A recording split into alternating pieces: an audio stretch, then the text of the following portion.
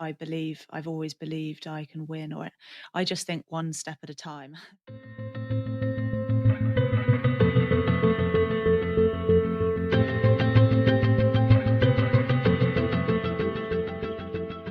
All right. Today's guest is an inspiration to all. She's catapulted herself onto the world Ironman circuit time and again, overcoming enormous setbacks and rebuilding stronger.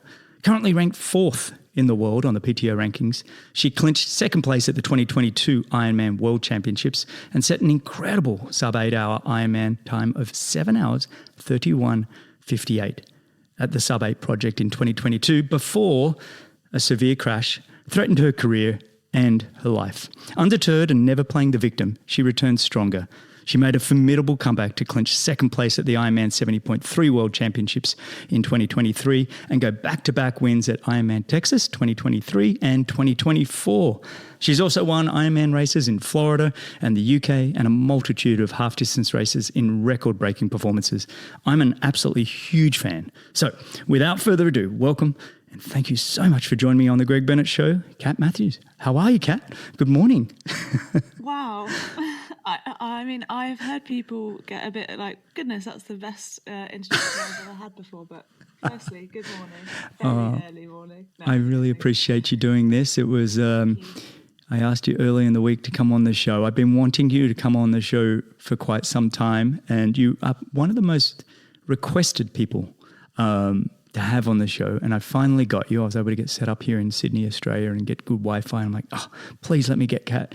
And you replied right away, and here you are on a, what is it, Wednesday morning. It's 7 a.m. and talking to me, so I really appreciate you. Keen. But honestly, the thing that you just said there, it was the thing that really made me the most sort of proud of that introduction was your wording of never playing the victim. And I don't think anyone's said that before like that, and I really appreciate that. It was a really notable thing for me. Well, it was the standout thing for me. I think, we're a small community, in the Ironman and triathlon world, and when one of us gets taken out, it does kind of impact us all, and we can go into the crash and thing a bit more in the episode. But the thing that stood out to me was I remember watching you on chatting with Bob Babbitt at Kona Ironman. It must have been within a week. It was like 4 days. Yeah, 4 days. And you got hit in Texas and you jumped on that plane and you went to Kona and you showed up and you supported other people and you were part of the energy. And it was one of those when one of us goes down and then you see them get back up. My dad used to say to me, Greg, it's not who wins, it's the one that keeps getting knocked down and keeps getting back up. And that's what I took from you, and I think everybody did. And to see you didn't for one moment play the victim. You were there doing interviews, probably scouting the course. I don't know what you were doing, but it was like you were there. And that's what I meant when I said that in the introduction. So very, very cool. And great to have you on the show. So you're in England at the moment. Where are you? Yeah, England, sunny England, very sunny England. Nice. Just basically, we're racing so much at the moment. It's nearly one a month. So as you know from your career, like you've got to take the time and opportunity to be at home. So actually, I've got a really great training environment here. So we're home for, I think we had 3 solid weeks at home, which is an absolute gift. Oh, that's fantastic. And then you got the next race is at London. Are you in London for the T100? Is that next? Actually, I'm doing a second Ironman first. So just squeezing that one in. Oh, as you do. Yeah, Ironman Victoria Gas Days in 2.5 weeks now. Oh. And then it will be 2 weeks after that will be London. It's a bit of a shame because I'm having to really prioritise certain races because of trying to do both the Ironman Pro Series and the T100 Series, and ultimately focus on Nice. So I wanted to go into London a bit fresher, hence my quick switch fire to Hamburg. But now it's going to be second Ironman Victoria Gas Days, and then into London, Tallinn, and then Nice. Wow. Okay. You really, that's a lot on your plate. Is there a reason you're doing the T100 and the Ironman series? How was that decision? Yeah, I guess that's the ultimate season question. Because I can, which we'll come back to, I guess, later on as well, in terms of gratitude. But the big one is because I really believe, and so do everyone around me, in terms of team-wise, that I can perform well in both. And not compromise my chances or my performance at Nice by doing the series or the T100 series. So I think I'm spreading thinly, yes, but my priorities still are very much lying on the Ironman World Champs. Well, I think if anybody can do it, you're the person that we're all looking at as this person that can just keep stepping up when required. I mean, this year, we've had Ironman Texas, which you've won again. After winning it last year in what we'd almost call the comeback race, because it was in Woodlands, Texas, that you got hit by the car, and then you've come back and won Ironman Texas. You've won it again this year. You've then gone and done a really standout performance. I'm curious to your thoughts, with the two races, Ironman Texas and the T100 in San Francisco. Both brilliant performances over very different sort of events in terms of temperature and distance and everything else. So let's do this. Let's start by recapping a little bit of this year, and then we're going to rewind the clock and get to know you a little bit better. So let's first recap this year. Starts the year, T100 Miami. Yep. Good to a point.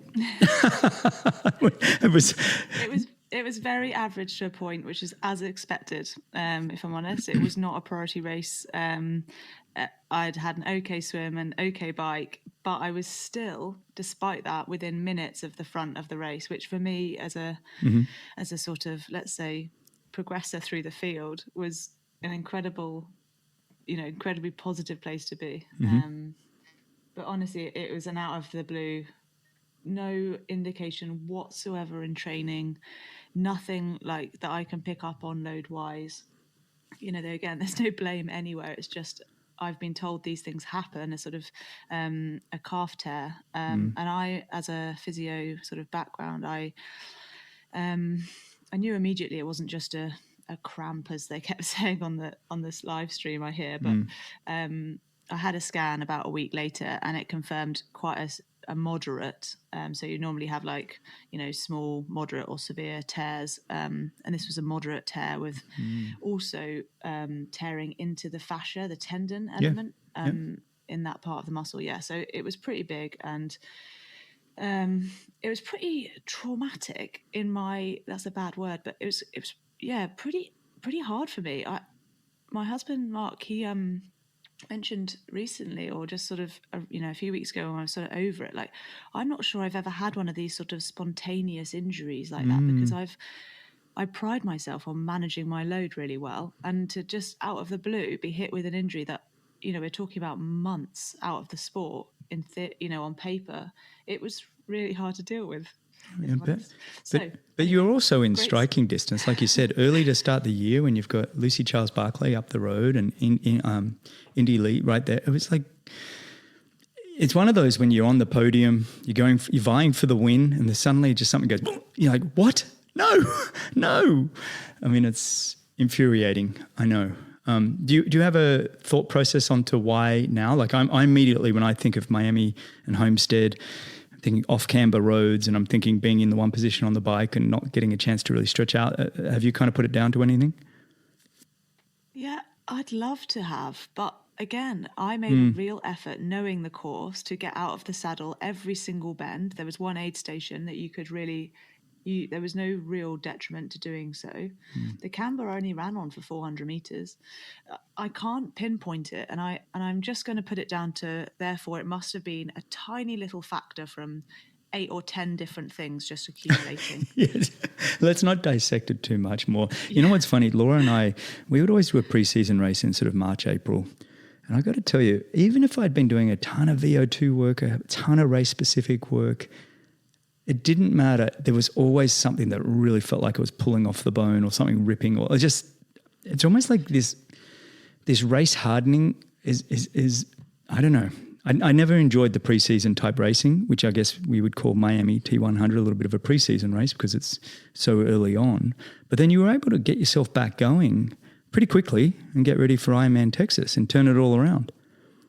Yeah, it was pretty quick, but I guess this sounds like a bit of a brag, but I have a degree in physiotherapy and I've practiced it. And if I'm honest, it's my passion, like it's my hobby, physiotherapy, not triathlon now. And I put so much time and effort into the ultimate, rehab, just like most athletes do for their triathlon. So I looked after it really well for the first few days. And then just optimized as much as I possibly could. I think I had about 3 weeks off running, 3.5 weeks off running completely, even though it was sort of pain-free. I don't think I had any pain in that build up to Texas, which was 7 weeks later, because I rehabbed it to the appropriate level that I didn't feel the pain. So yeah, and I had a lot of help, mainly from a physio here in Loughborough, but at the same time, yeah, simple really. Management. You sound like I've had Craig Alexander on, who's also a physiotherapist, and the amount of times he said, well, I'm a physio, so I knew what I was doing. And it's almost like maybe that's a prerequisite for a lot of athletes. Maybe you should do a bit more understanding on physiology. Yeah, have you noticed how many of the top athletes have physiotherapy degrees? Well, who else? If you actually look at it, like Emma Pallant, Laura Phillip, Patrick Langer, Maya Starge-Nielsen. Oh my gosh, you had that list ready, didn't you? Wow. That's just off the top of my head. Wow. I bet there's a few more. I didn't know all of them. I've had a lot of them on the show, and I don't think I even extracted that little bit of knowledge of what their degrees were in. I think they studied, yeah, and I think that maybe is the difference, is that they didn't practice. Yeah. Yes. Whereas you practice, you've been in the army for how many years? Yeah, so I joined in 2014. So then did sort of 4.5 year training, and then sort of 4 years of pretty normal actually, army physiotherapy. Yeah. And quite a privileged, I guess, job role compared to a lot of the military servicemen. And then now, but you're still a part of it in a sports program. How does that work? Yes. Yeah, it's complicated, if I'm honest. I tried to look it up. That's why I didn't actually put in the introduction. I got a little confused. It's complicated and grey at the same time. Yeah. So the Army have a sort of side, I guess, an adjunct called Army Sport. And Army Sport have the capacity to isolate individuals to be held off their job role sort of strength in a sort of temporary space to enable them to train for major competitions. And that was the plan, like Dame Kelly Holmes is sort of the Olympics. And I think that sort of spiraled a little bit for some people. And at the moment I'm held in a role that is purely, yes, my output is purely primary elite sport, but I try and, in my own mind, as well as physically, actually give back to the sort of the major army output as much as I can in terms of health promotion, and the sort of cringe one of the poster girl of recruitment and retention. I think that's really why I'm in the job role now, which I don't really like accepting, but I guess it's a bit like professional sport. You become an advert. Well, that's it. I mean, Timothy O'Donnell, he did it for the Navy for years. Yes. A lot of the French athletes, Swiss athletes have all done the same. I feel like I think it's a great advocacy for professional athletes to be tied into these services. And, totally. And to your point. The big one for me is that I started the sport while I was serving. So at no point was it ever intentional, which, grounds me quite a lot, that they genuinely, the British Army gave me the opportunity to try a triathlon, and now it's one end to the other end of the spectrum. That's brilliant. I was doing homework on this show, and I think one of the things that stood out for me was that you met your husband. I'm a romantic, so you'll have to excuse me. But you met your husband Mark on a triathlon camp when you were just getting started. So I love that. And is he still in the army, or how is that working? Yeah, it was a bit cringe, really. It's not cringe at all. Maybe very British it is. It's a bit like, oh my goodness, a triathlon camp. It was a military training exercise. Oh, is that what it was? No, it was a triathlon camp. A military training he's exercise. He's actually left just over a year ago now. He decided after sub 8, I think it was the week after, because he'd come out. We'd got asked to do sub 8 very last minute because of Lucy's injury and drop out. And I sort of said, like, I can't do this alone. You know, it was massive. We had to recruit a team of people. We had all the logistics, and he obviously stepped up, and that's his dream, like bread and butter of supporting, coordinating, networking. You know, people. That's like his life. I love it, and I love that he's amazing at it. And so I think the week after sub 8, he was a bit like, I can't miss another one of these events, you know, world championship level. And so decided to leave, and then you serve a year's notice.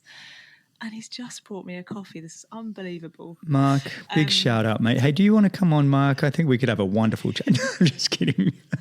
Big shout out, buddy. Thank you. I'll pass it on. So no, he's now full time and has been for last year, which was incredible timing with my accident as well.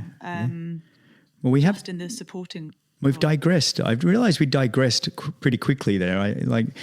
I wanted to touch on the T100 in San Francisco, and then I wanted to rewind the clock. So let's just quickly. Oh, sorry. No, that was me. I started asking about the Army. T100 San Francisco, after winning Ironman Texas in another unbelievable performance, 8 hours 42. You did go 8 hours 32 the year before. What happened? The 10 minutes slower this year, was it? Ultimately, 3 factors. I lost all of my nutrition on the bike. So every aid station, which again, not a problem, these things happen. Every aid station I had to slow down significantly to get gels as well as water. Obviously Texas is pretty warm. And they're half the size gels of Europe, I now found out. Unusual for a race in America, or like food in America. So yeah, you'd think it'd be supersized. 8 times the size. I got issued a penalty. Won't go into that in detail. Boring. Don't think it was accurate. 5-minute penalty, and then the third thing was that I semi had a loose plan to run the marathon anyway, so I was never going to be running it properly. Although if you'd asked me at K1, that's not exactly how my head was at. So yeah, it was never going to be. I was giving you a hard time. You know that, right? Yeah, I'm giving you a hard time. You're doing an 8:42 marathon, an 8:32 marathon. These are unbelievable performances. Coming on the back of, your calf. I did notice when I was on the PTO stats earlier that even though you went an 8:42 this year, you got more points than you did when you did the 8:32. Did you know that? No, and I guess that's a strength of field thing. And I don't know the math. And an overall performance change. My bike was much better this year, so I think the course was actually a bit, when the climate makes it slower, because it looks like everybody went a bit slower, I think, except for Thomas Rodriguez or. But he went a 2:34 marathon or something. So yeah, I don't know. I think the points vary year to year, but ultimately it doesn't matter year to year. It matters within the year. Yeah.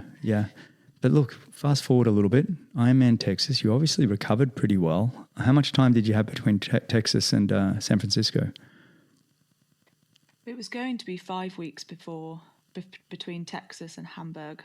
Ironman Hamburg was the week, 6 days before San Francisco. Going into Texas, I had planned to do Ironman Victoria, which was 12 weeks or so, I think. I don't know exactly.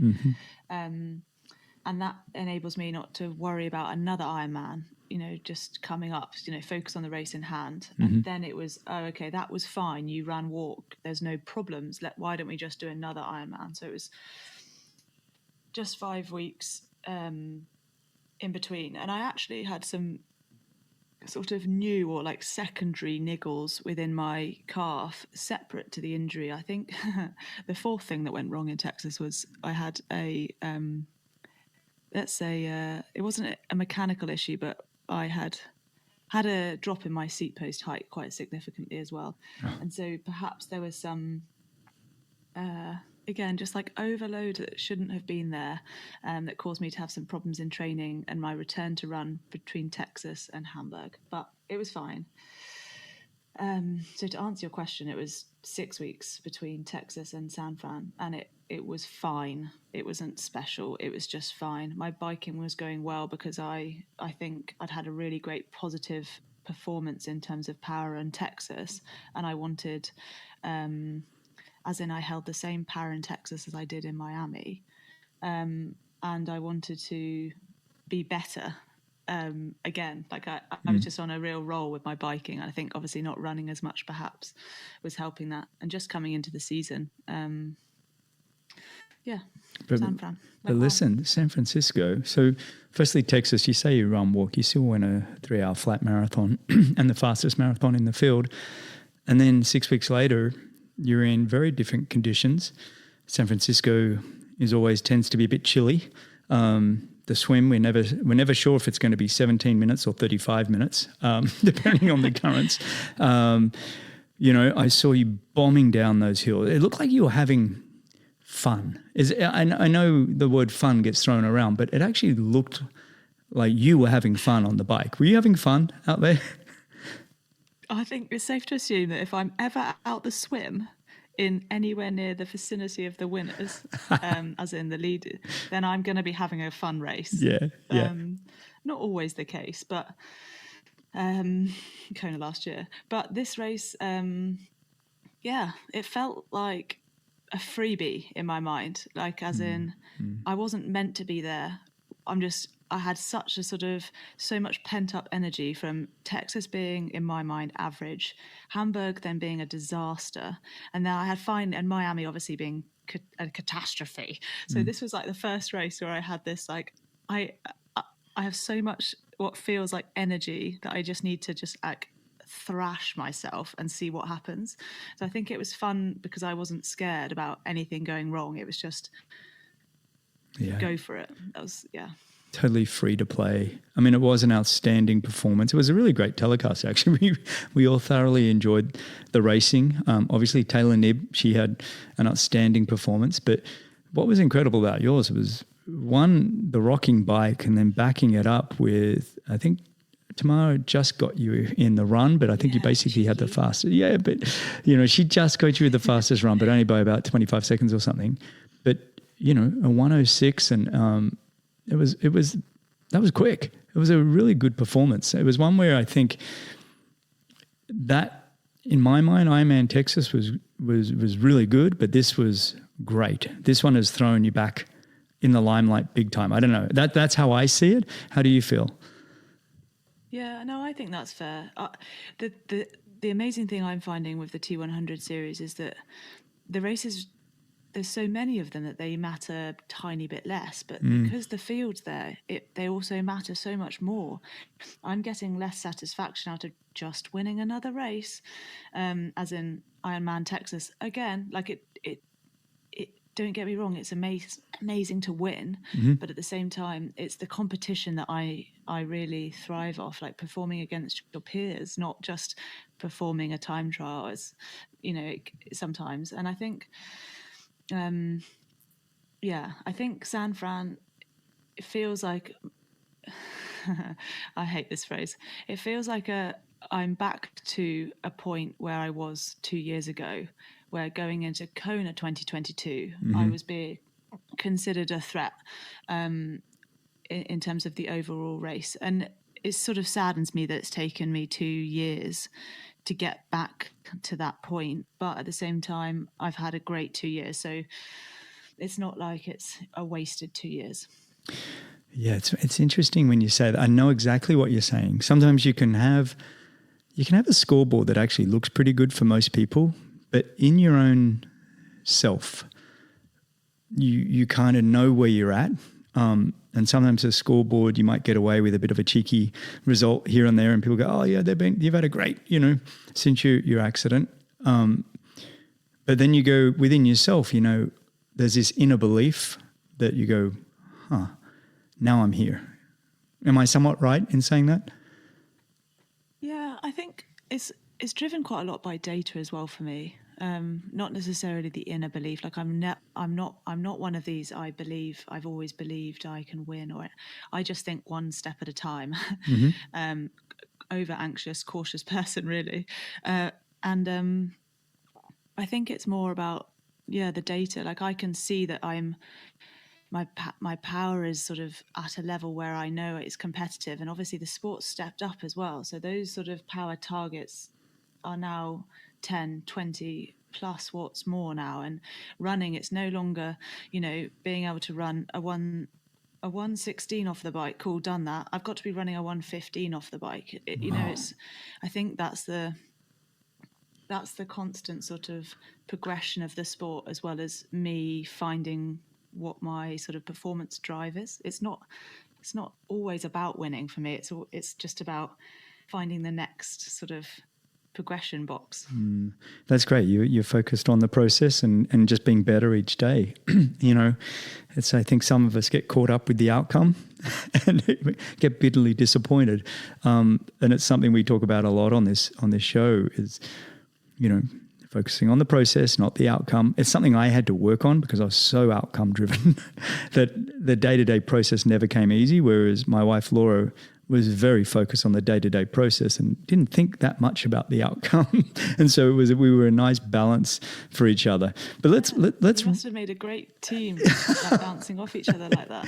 Well, I think look, I probably bring I bring a lot of passion and emotion, and I'm talking about it all the time, and I'm in it, and that's why I host this show. Even it's like I just want to be a part of it all still. And Laura was very analytical and almost had more the engineering brain, a bit more like what you're saying. Enjoyed looking at the data and getting that feedback, whereas I was a daydreamer and a dream.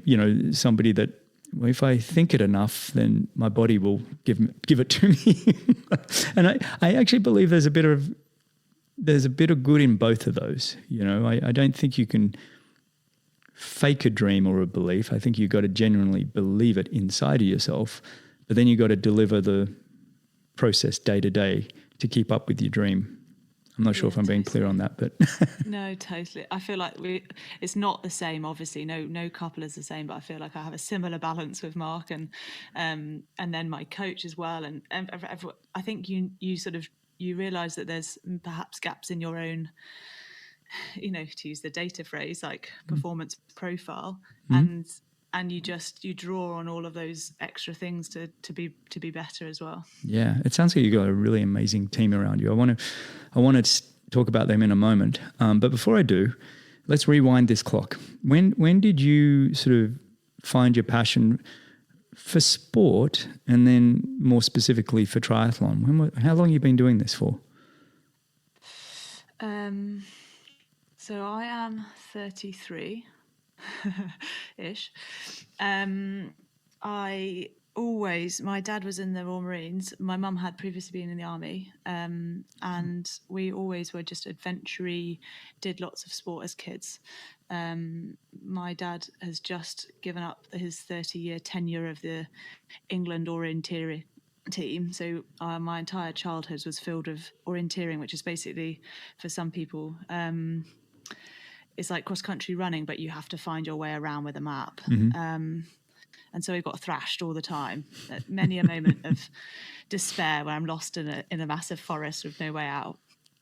And then at school, I did my primary thing was field hockey, like normal hockey in England, which I feel like I narrowly missed out on England selections. Wow. And I also played basketball, and I wasn't tall enough. They just told us point blank that I got to regionals and there's no way we'd even be looked at because I wasn't tall enough for nationals. I also did cross-country running, which in England is massive. I mean, it's quite similar in America as well, I think, but I don't know about the rest of the world. But yeah, we have sort of school competitions that, all of the top runners at the moment will have come through. And I think my best performance was 10th or something, where I absolutely died a death, didn't make the team, but it was fine because I was going on basketball tour or something. It was all very relaxed in terms of performance outcomes as a kid. But ultimately, I did do swimming lessons and then swimming training like twice a week through until I was about 16. So that was pretty good foundation in terms of like understanding, I guess, body position in the water. And then gap year, got pretty chunky. Sorry, I had to. That was funny. For I'm me, sorry. I'm happy to say that. No, I know. Drank a lot. We've all had those. University life, I had that time too. I think we can all. The reason I laugh is because I did, something similar. Yep. Yeah. Drinking lots of water. Like it's a life experience. Yeah. Lots of water. And then uni, I dabbled in hockey, but to be honest, it was mainly the social events. And then I had started getting interested in the military just before uni because I decided already I wanted to be an army physio, not just I want to be a physio. And so that took up some of my time as well. So I played less sport again. I then took another year out and did a boozy, well, not that boozy, pretty intensive ski season as well. And after all of those fun things, I eventually went to Sandhurst and joined the army as an officer and into physiotherapy. And then probably a year later, sort of in 2016, I decided that the army gave you the opportunity to do sports occasionally on a Wednesday. And one of them was a unit competition. So everyone you work with in your base, you could make a team and take them to everyone's points then scored. So it was more about like getting a team together, partly for the team, partly because it meant that I could go as well, like honestly. And so did a triathlon and I was quite good. And then I did another one and I won, and it was like, who's this complete amateur who's now second in the army sort of thing. Wow. It escalated a bit. Yeah. Well, it's also you did your swimming and running as a kid. Was the bike a little bit, you're picking that up a bit late? Was that? Did you pick that up okay? Yeah. I had a road bike at uni just to get around. Yeah. I had like a 5-minute cycle to uni.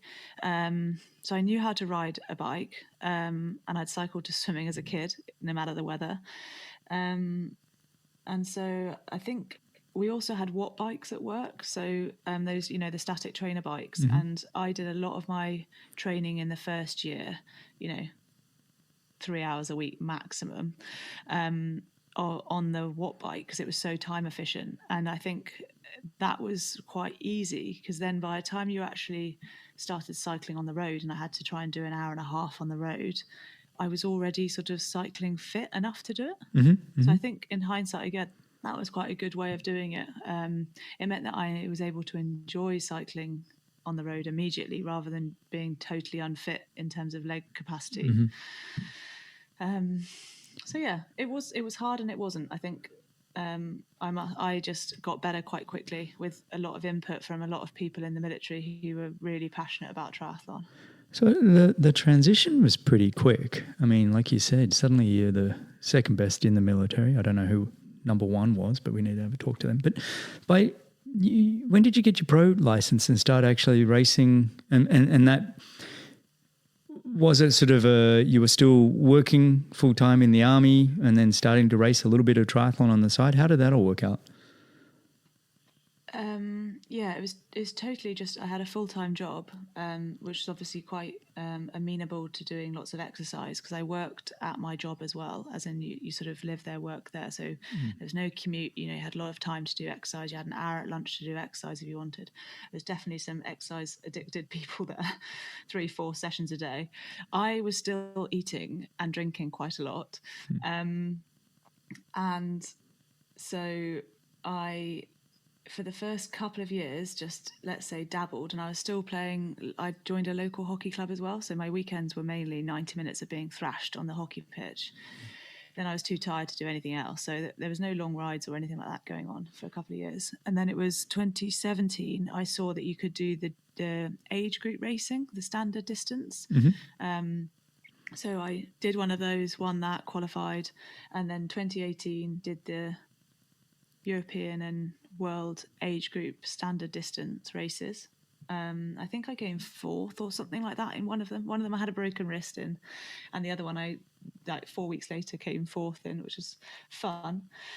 2019, I decided I wanted to win the British standard distance non-drafting amateur championships. That was my absolute goal. And sort of out of the blue, I got sent to Canada for 4 months with the army. And best thing again, in hindsight, it was the best experience I've still probably ever had. But it meant I couldn't do the British standard distance champs that I'd been training for 6 months for. You get really obsessed. Still full-time job. But just down the road in Calgary was a 70.3. So I persuaded 2 of my friends who'd never done triathlon before to source a bike. One of them was like, basically on the rubbish dump, and the other one actually just bought one. He obviously had too much money. And yeah, we went on a sort of like trip at the weekend, which was a bit rogue, down to Calgary, and did a 70.3. So that was the entry into middle distance in 2018. And then a year later, or 6 months later, I won a national champs and then raced Gran Canaria, got my pro license 2019. So it feels like it's very, in my mind, it's very like one step at a time. I win this race, I go to fourth at the age group champs, try and win the British race, do a 70.3, win that, move on. And I think I've just kept that momentum of just one little step at a time. Mm-hmm. I remember when I started out, it was a similar thing. I remember having an interview once, and I'm going, before you were born, but I remember just thinking, look, if I could just be 5 to 10% better every year, it was like that kind of mindset. It took me a long time. I would have liked a little bit more of a compounding effect than I had. But for you, it does look like it's compounded pretty quickly when you think 2019, you're racing and you're getting on podiums at 70.3s as a professional.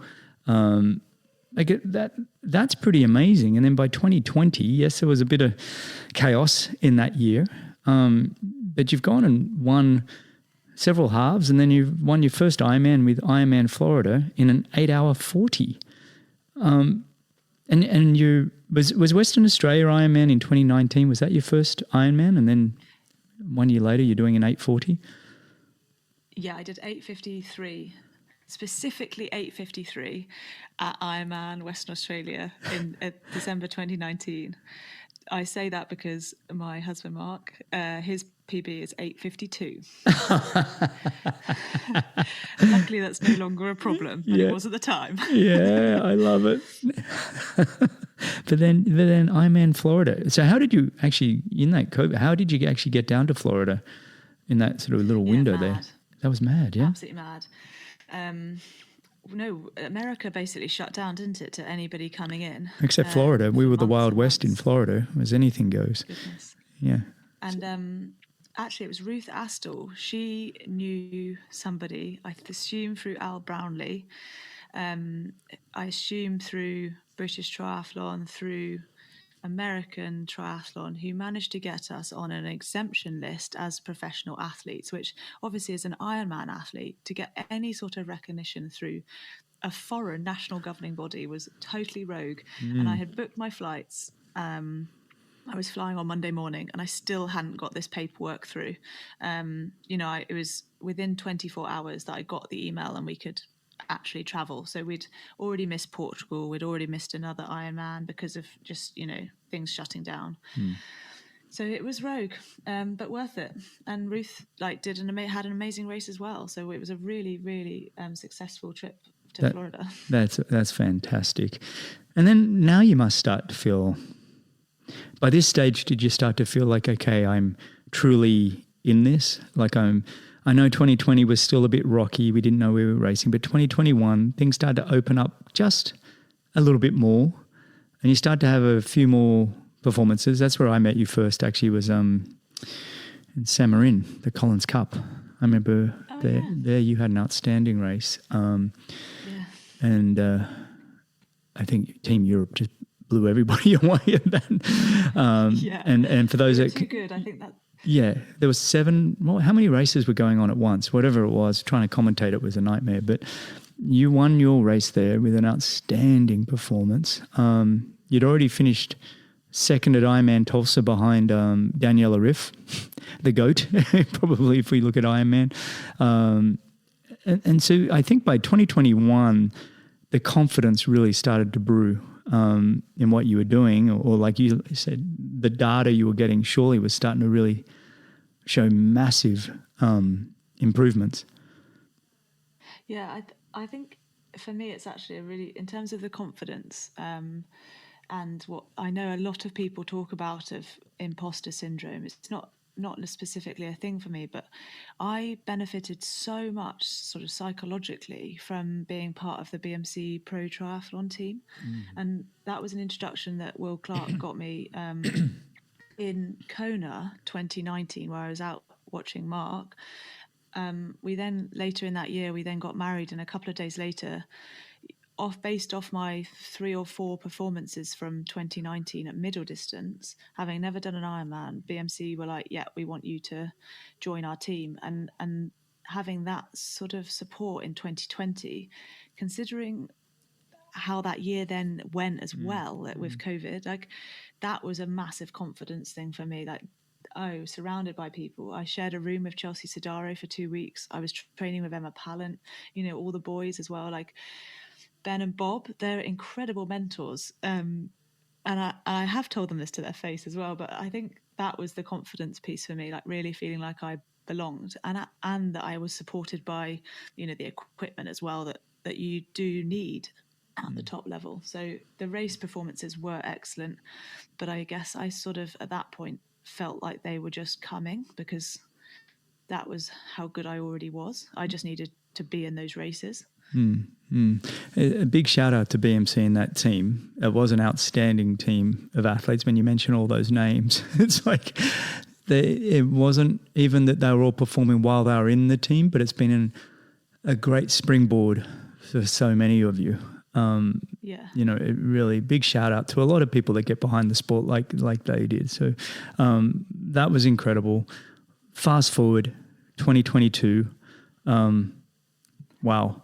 I mean, just so give people a rundown, you had wins at 70.3 Lanzarote and 70.3 Swansea.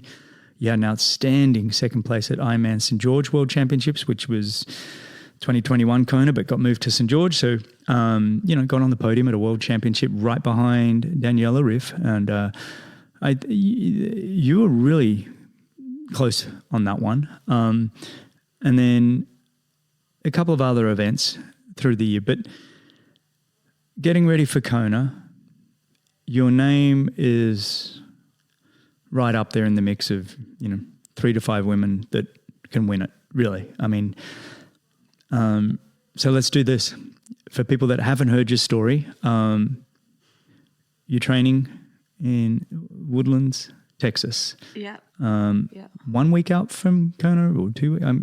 Break it down. What was happening? I think it was about 2 weeks out. We were flying on the Wednesday to go and race. This was like Saturday or something. I was cycling along American, relatively rural road, just a single lane, as in like one going one way, one going the other way of traffic.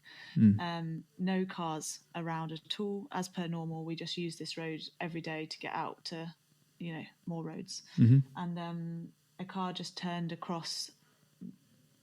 left into a car park, and at the moment they turned left, they obviously didn't see me, and we collided at the same time. So I think the Americans call it jackknifing.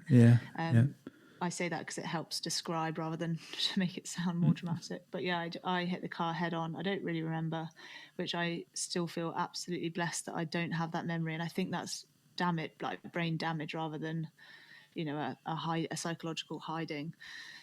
Hit the car, went over the bonnet, was unconscious for a while.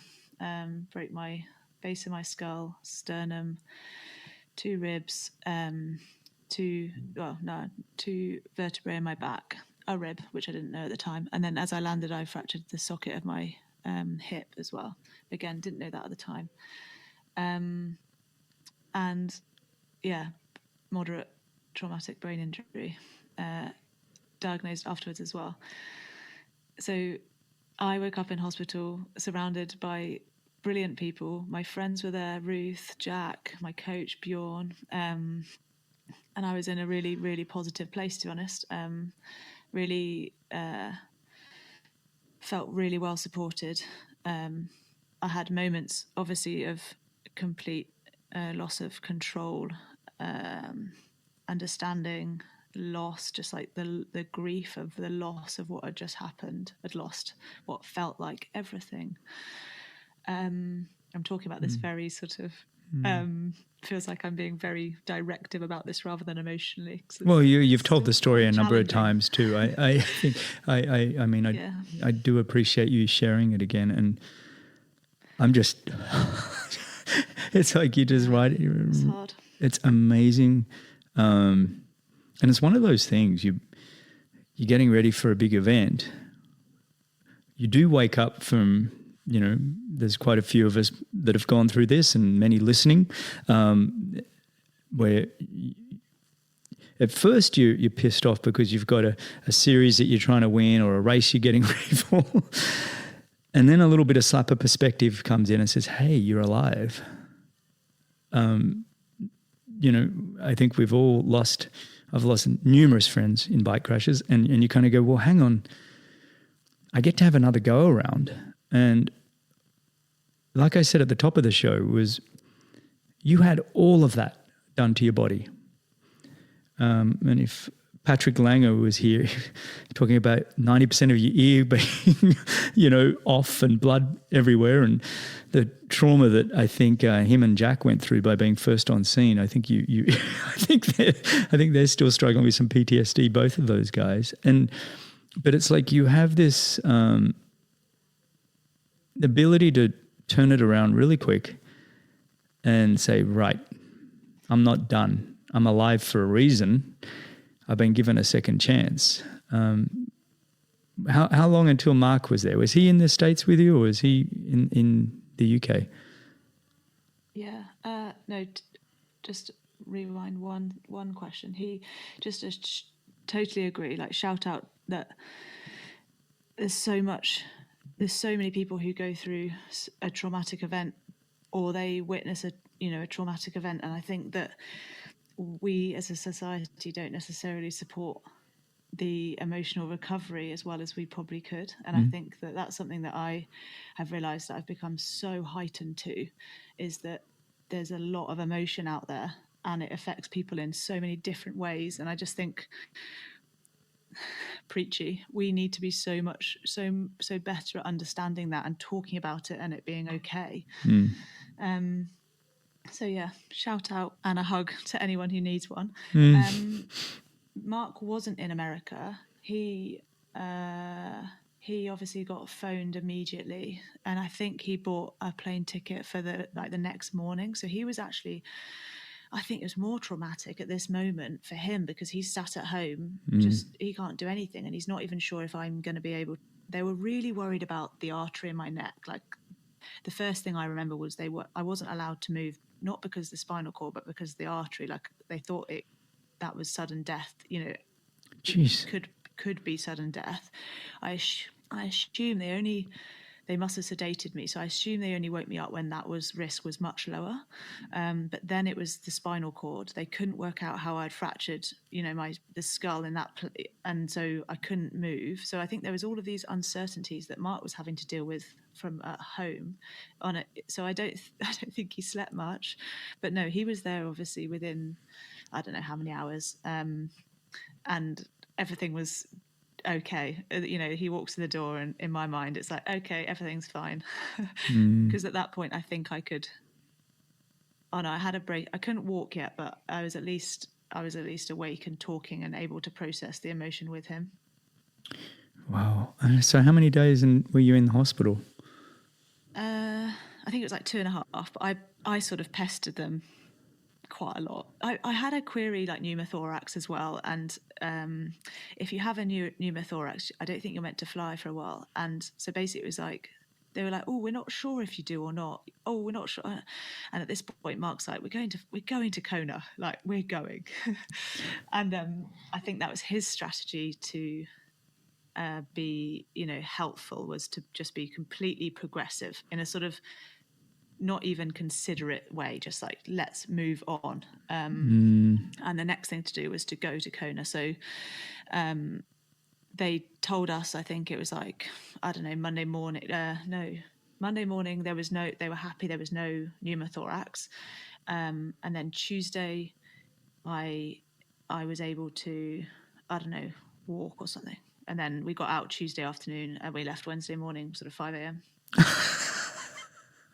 Yeah, it was mad, really. In hindsight, it was pretty mad, but I was just happy. How brutal was the plane meds. trip? How brutal was it jumping on a plane? You joke, but in my mind, however brutal it was completely overshadowed by the fact that my neck brace was an excellent neck pillow. So I think I sort of just passed out. I think I was just in my own little trancey world, to be honest, at that point. You're still dealing with a lot of concussion too. Yeah, I mean, again, I don't remember a lot of that trip. So yeah, again, who knows what was the right thing to do, but I am so glad, and there is no regret of making that trip. Well, it's definitely the right... everything you mentioned before. Yeah, it was the right thing at the time. So yeah, and look, I'm not advocating anybody does that. Take the doctor's advice or whatever. But I wouldn't necessarily either. Like, I don't think it's clever or brave. No, it's just what we decided to do. Yeah, and look, to see you now and to be able to share this story, it is empowering. Whether you want it or not, it is an inspiration to see you come back and keep pushing and keep trying to be better. When you look at the career, and it's a relatively short career still, I think, you've still got quite a journey in front of you. What really stands out to you as a real high? Has there been anything that you're like, man, that's awesome?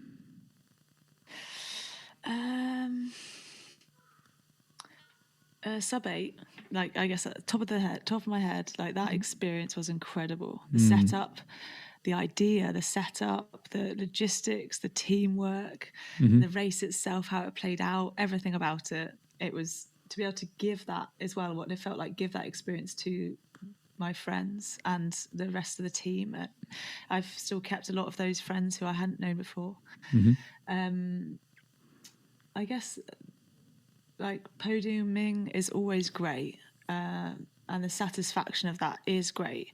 But there's actually, for me, again, it's like the small things, like waking up sometimes. I get so much satisfaction out of waking up and realizing that this is what I'm going to do today. Cool.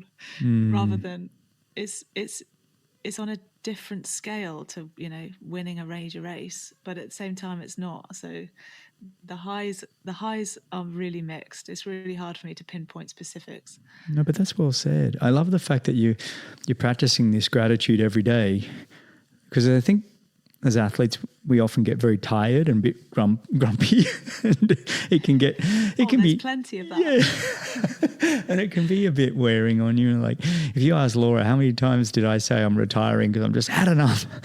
It's like, oh man, I think I retired once a month for most of my career, because it's not all roses, obviously, but to hear you say it in a way, it's like, look, I get to do this for a job and travel the world, and it is a pretty awesome way to live your life. That's cool. And what about on the flip side of that? Obviously we've covered a pretty massive low with the crash. Any sort of lows in your career that you sort of step back and feel like you've learnt the most from? Yeah, I mean, obviously the crash, like the accident, was it overshadows everything, and there's so many little side stories from that in terms of weeks after, healthcare, stress, rehab. Like, there's so many things, finding out about extra injuries, and just there's a lot of trauma there that I am potentially needing to sort out. Was that for months and months, that rehab? We came back from Kona on an absolute high, and then was in England, and I just, I could walk a little bit, but my back and my hip was really sore, and I didn't know at the time that I'd fractured it. So I basically had sort of rehabbed myself through that without knowing what the problem was. And then found out I had an MRI eventually, because I couldn't do breaststroke legs as I got back into the water to try and start moving, and I thought that was a bit weird. So I thought I'd either torn my labrum and they didn't see it, or something else, and so they didn't even pick it up then. It wasn't until I eventually got into the military healthcare system at 12 weeks that they picked up the fact that I'd fractured that and my rib. And I think, again, like I said, there was just so much life-threatening things that at the time that there wasn't the capacity to focus on these smaller issues.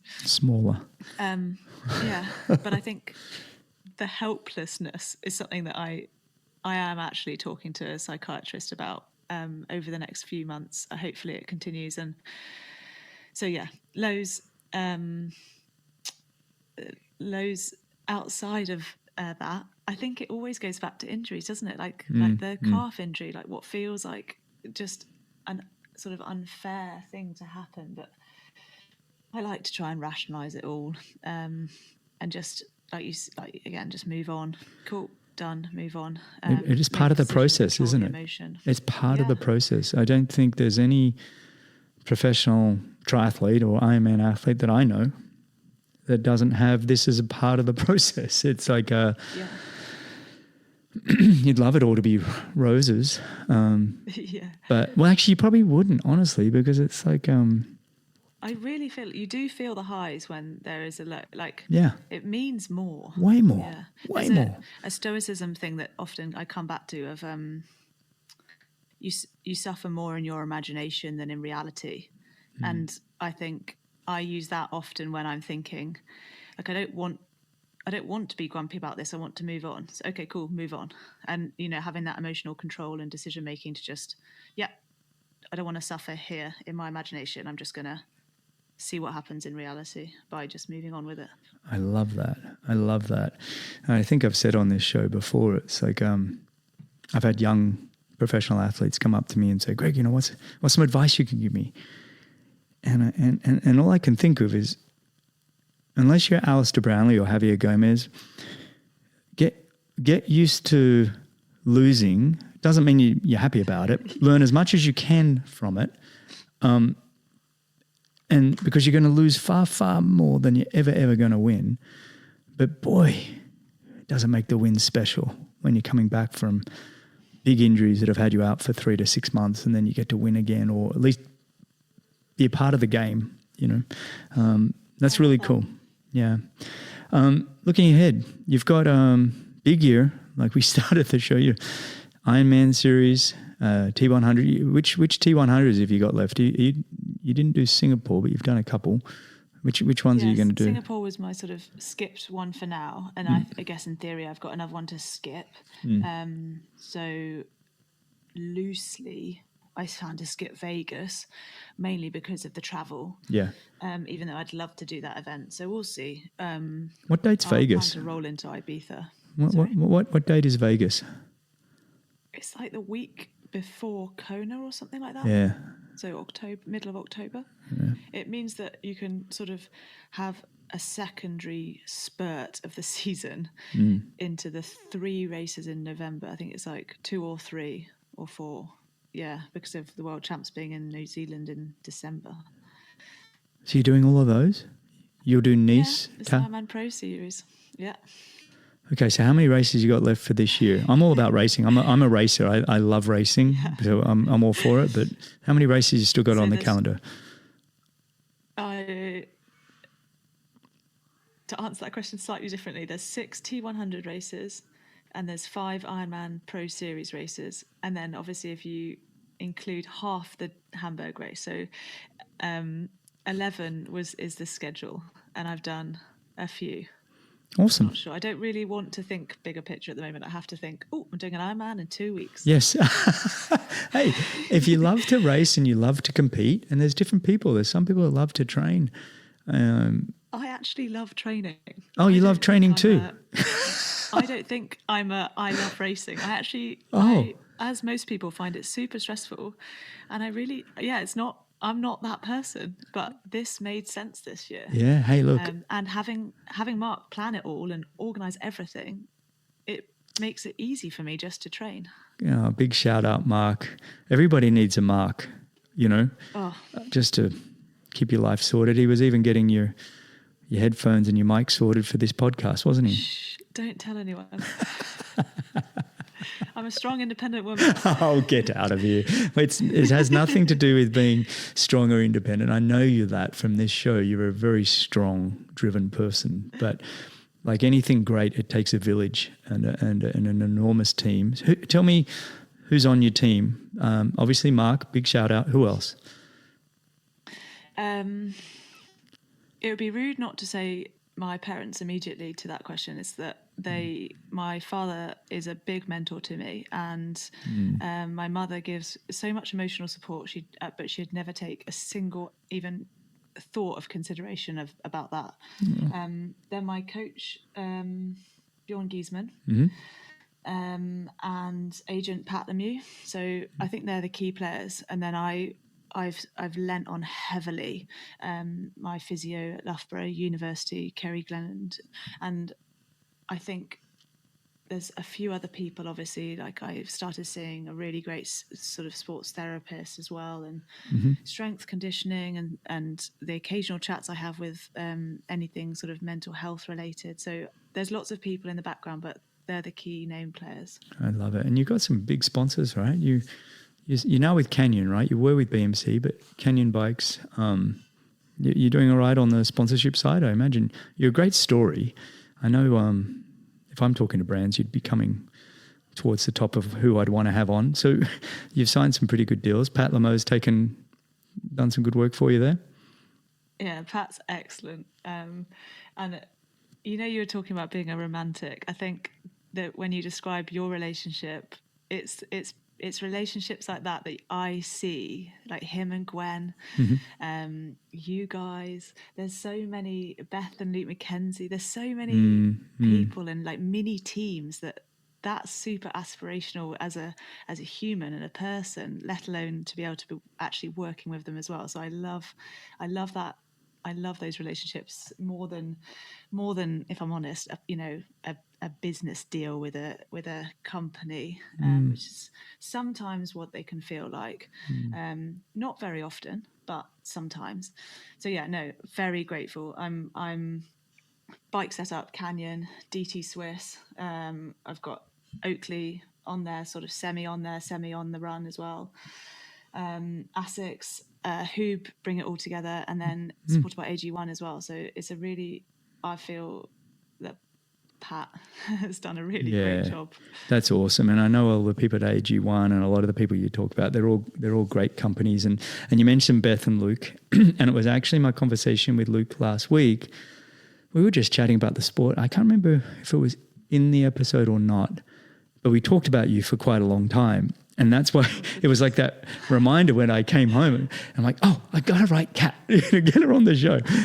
So, yeah, big shout out to Luke and Beth. They're huge fans of yours. I don't know if that was in the episode or not, but we definitely spoke about you for quite a while. They're not even, I don't believe they're even working with you in terms of partners, but they just... yeah, but that doesn't matter. No, that's what they were saying. I just said, look... triathlon is so great. It's so great. Yeah.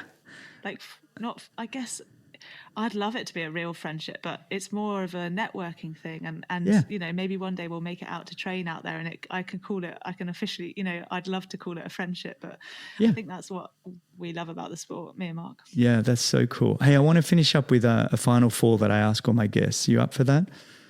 Sure. All right. I know you've got a training day ahead of you, so I won't take all your morning, but all right. What would you give your 18-year-old self?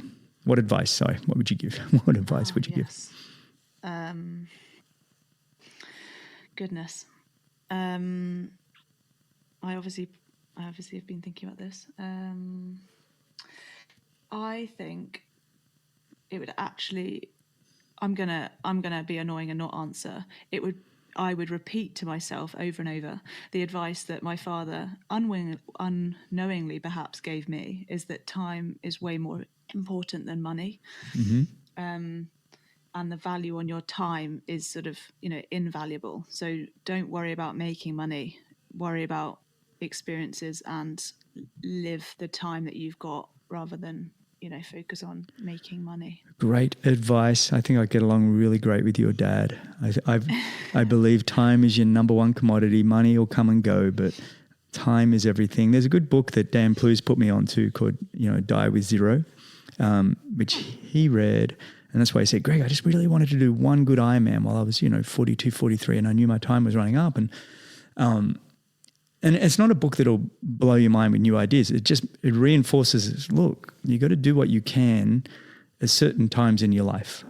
Like you being 33 in your early 30s, you've got this time to do something great and unleash your potential in the world in what you're doing. And because guess what? When you get into, we'll say late 40s and in 50s, it's not going to be possible. I don't care who you are. It's like it gets really, really hard to do.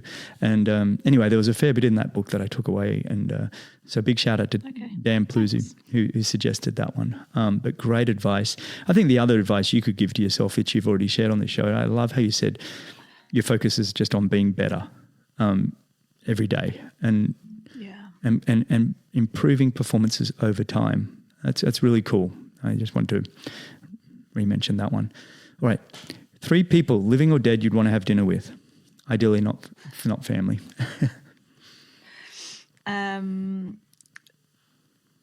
My immediate comes to mind is that I'm so grateful for the people I have in my life that my first person would be like my best mate, Tor. I think I know that I'd have the best time possible.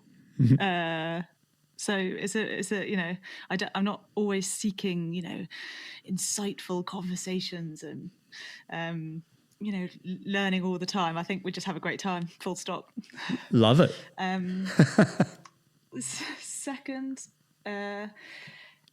I was a Gossip Girl fan as a kid, and I think that Blake Lively would be a total mind-blowing, out of this world fun dinner experience. That's awesome. Which some of you may or may not know who she is. But I'm having to look it up. If you've watched Deadpool, you can imagine the sort of humour that I feel like they would have as a couple. Yeah. And then I really enjoyed Michelle Obama's Becoming. I guiltily listened to it on an audiobook rather than read it, but I don't know more specifics about her political alignment, but her story of supporting Barack Obama and her life story of professionalism into supporting role. And I guess it sort of ties into what I was saying about, the couples in the sport. It really inspires me. So yeah, I really love that. So I feel like she would be someone I could do the sort of cringe self-development, I want to learn everything about you sort of dinner. I love it. I think you're going to have a lot of fun at that dinner. That'd be, it's great. All right. Where do you see yourself in 5 years' time? Oh dear. Just where I am now, if I'm honest. Yeah. Identical would be excellent. There'd be a few world championship titles on paper, but at the same time, with this passion and performance level, I'll be very happy. Well put. I love that. It's like your mindset hasn't changed, just the scoreboard looks a little different. Yeah. If you had 6 months to live, this is not meant to be morbid, but just how would you spend them? It comes back to time, right? It comes back to time, not mobility. I feel like you might be able to guess this answer. I might have sort of, and maybe the listeners too. I honestly feel like I've had that moment, yes, and I'm choosing to live now how I would dream of living. Yeah. So there's nothing. There's, I might get a new AdBlue tank for my car. That's simple things like that. But it's not holding me back. I love it. That's brilliant. No, I agree. That's awesome. All right, let's finish up real quick with a couple of rapid fires, and then I'm going to let you go and get going training for your next Ironman. First car you owned? Ford Fiesta. 2 most used apps on your phone? WhatsApp and Instagram. Pet peeve?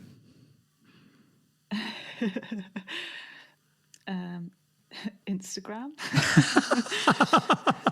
My addiction to a social media. Damn it. We're all the same. Laura and I are like, yeah, social media is so bad for everyone as we're flicking through Instagram. What am I doing here? I've got kids. Put it down. I've set up those controls that, if it tells you if you've been on it for more than 10 minutes. Oh. And I try really hard, and I've got grayscale on my phone. It hits, as in it shuts down at 9 p.m. and it's like no more scrolling. I do try, but I'm a bit embarrassed. It's hard, isn't it? No, look, don't be embarrassed. There's those that do and those that lie about it.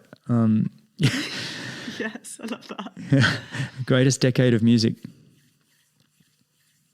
Oh, mainly because 2000s, because that's when I was a teenager, and I thought music was like life. I love it. You were a party girl, weren't you? No. No. Not at all. Okay. All right. Early bird or night owl? Early bird. Coffee? Not too early. Oh, you got up pretty early this morning. Coffee or tea?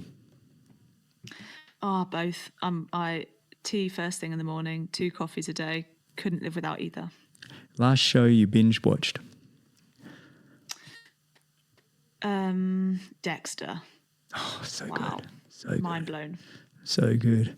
Mind blown. Yeah. Go-to comfort food? Hot chocolate. Is that Yeah. food? Yeah, I love that. Of course. Yeah. Lots of calories and great stuff in that. If you could be the best in any other professional sport other than triathlon, what would it be? Oh, wow. I've loved watching Breakpoint. And I think, therefore, tennis, because you can see the skill as well as the tactics, as well as the physical ability, as well as the psychology of it's an ultimate package of, at the moment for me, of professional sport. Oh, I love that. I've actually had this debate of, who's the greatest sports person in the world and blah, blah, blah. And it's hard not to look past tennis players. I mean, they've got the endurance, the speed, the agility. You have to reset yourself after every single point. It's a fantastic sport. I've loved watching all of them. Yeah, I'm a big tennis fan. I'm sure that there's loads of other sports that somebody listening to might want to rival, but I think also tennis has got the limelight to showcase those challenges as well at the moment. So there's probably loads of others, but it's showcased really well. Can you imagine walking out onto centre court? Here's Kat Matthews, Wimbledon. No. Awful. Up against Igor Swiatek for the championship. I just think it's a really cool sport. Yeah, I'm a huge fan. All right, last one. Greatest movie of all time. That's a quick one, isn't it? I don't know. I haven't got one. That's a boring. The thing is, I like trashy movies, and so do I. Wouldn't, if I'd be embarrassed. None of them are the greatest movie of all time. I Well, can't. that's not fair. What about I think of British movies: Notting Hill, Love Actually. Both excellent. Chariots of Fire is my number one, but that goes to the 80s. They're all British For me, movies. it's like Chalet Girl. That's the level of my film, which is basically about a girl who goes on a ski season and falls in love with a millionaire.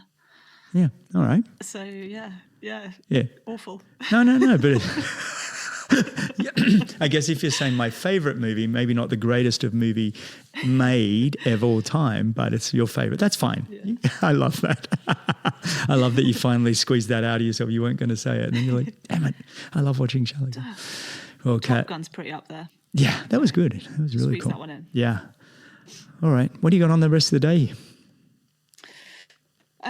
I am on a recovery day, which means I've got coffee in the sun with my husband, if he hasn't gone back to bed, although he might actually be training himself, a massage, a long swim, hopefully not too much intensity, but I don't know. I leave that up to somebody else, Sam Proctor. And we may or may not be going to visit my in-laws because Mark's brother has just had a newborn child. So TBC is the boring answer. I love it.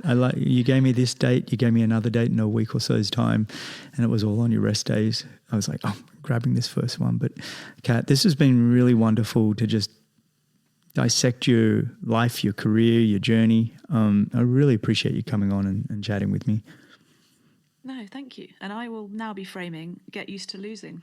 No, don't. Learn from losing might be better. Get used to might be a bit tough.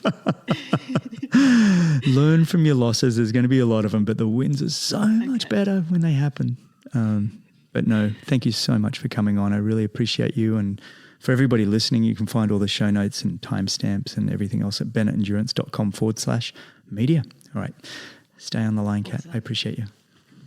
Thank you. Welcome to the Greg Bennett Show. I'm your host, Greg Bennett, and this was an absolutely fantastic conversation with one of the all-time greats doing Ironman triathlon right now, Kat Matthews. Her story is just unbelievably inspiring. So many great takeaways in this one. I thoroughly enjoyed the conversation. She's very focused on the process and less so about the outcome. She's loving the sport and is grateful for being able to live this life of being a professional athlete, even though it's had some tremendous setbacks along the way. She talks so fondly about her family, her husband, Mark, and her team. Just an amazing human being. I hope you enjoy this episode as much as I did. And remember, success comes to those who endure just one moment longer.